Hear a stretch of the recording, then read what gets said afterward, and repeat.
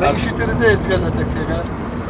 ئایشی تەکسەکەم هەیە بەسەمەتێ ئەمە باسەکە خوا نێبڕێگە لەخوا لە وڵات و کاتۆ تەقەتەقەیەکەکەی تایەوە ئیشەکەی خۆ دەزیێنی بێت ئەوەیە خەڵکەکە زین چۆنە ناڵن کابرا بەڵزیقانە نازانم لیترێ 925 لێ سەنێ 750 نۆرماڵە سەنێ ئەفا خیانەتی کەنێ ئەوە گفتوگۆی من و شۆفێرێکی تەکسیە لە دوای 18 ڕۆژ لە ئەنجامدانی هەڵبژاردنێک کە زۆرترین بەڵێنی باشکردنی ژیانی هاوڵاتیانی تێدا درا. ئێستا گرانی بەنزین تەنگی بەکارەکەی ئەم پیاوە هەڵچنیوە و لە ڕێگەی تەکسیەکەیەوە بە ئەستەم دەتوانێت بژێوی ژیانی دابین بکات. شۆفێرەکانی دیکەش هەروان ئەوانیش دەڵێن سەرڕای ئەوەی بەنزینەکە گرانە و لە کڕین نایەت کوالیتێکەشی خراپە و تووشی وەستانی فیلپەمپ و خراپی بزوێنەری ئۆتۆمبیلەکەیان دەکات.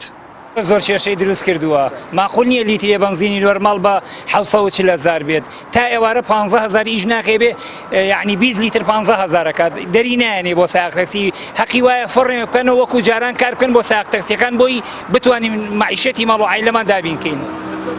تا ئێستا 12 فلپەم سوتاوە 12 فلپەم لە مودەی 4 مانگە 4 مانگ 12 فلپەم سوتاوە. وەڵا گرانی بەنزین بۆ بە عادەتی ڕۆژانە ئەمە ڕۆژانە چێتە سەر سیعرەکە لە 625 بۆ بە 740 دینار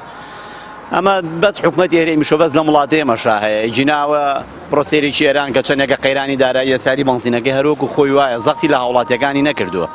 بەزەوەیە کە نازانم ئیدارەیەکە بە ناوی حکومەت و خۆی ناو حکومەت کە هیچی بەسەر هیچەوە نییە و ئەوە بینی سیاری بەنزینەکەی 740 دینارە ئێستا ئەم بەنزینە خراپی کە تێیەکەین. باپی زانیاریەکان لە بنەڕەتدا کێشەیەک نییە بە ناوی گرانی بەنزین و کەمی بڕ و خراپی کوالیتیەکەیەوە بەڵکو خۆڕخکاری هەیە بەرپرسەکان دەستیان بەسەر پاڵاوتن و هاوردە و فرۆشتن و دابشکردنی بەنزین داگرتووە هاوکات بەرپرسانی ئیدارەی سلێمانیش ناتوانن ڕێگری لەو خۆڕخکاریە بکەن تەنانەت هیچ کام لە بەرپرسەکانی پارێزگای سلێمانیش ئامادە نین ڕوونکردنەوە و زانیاری لەسەر هۆکاری گرانی بەنزین بۆ پەیام بخەنە ڕوو وەڵامی پەیوەندیەکان نادەنەوە لە ئێستاشدا بەرپرسیارەتی دۆخەکە هەڵناگرن. هاوڵاتیانیش دەڵێن دەسەڵاتی خۆجێی سلێمانی ناتوانێت نرخی بەنزین جێگیر بکات و لە بەرامبەریشدا بەرپرس و بازرگانەکان تەنها لە خەمی بەدەستێنانی قازانجدان. ئارامی و هەلی کار و خزمەت ئەمە خزمەتەکەیانە هەر یعنی 20 ڕۆژ دوای هەڵبژاردن بەنزین بەرزەبێتەوە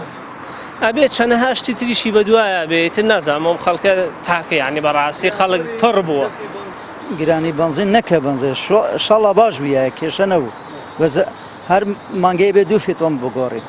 ئەوە حاڵی خەڵکەکەیە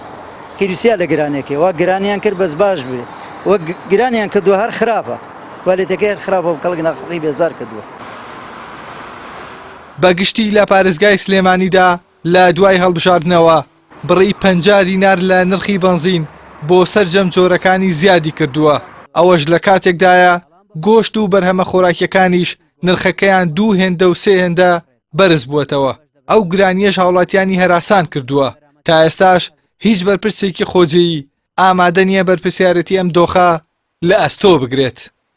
ئیحسان سابر کەناڵی ئاسمانی پەیام سلێمانی.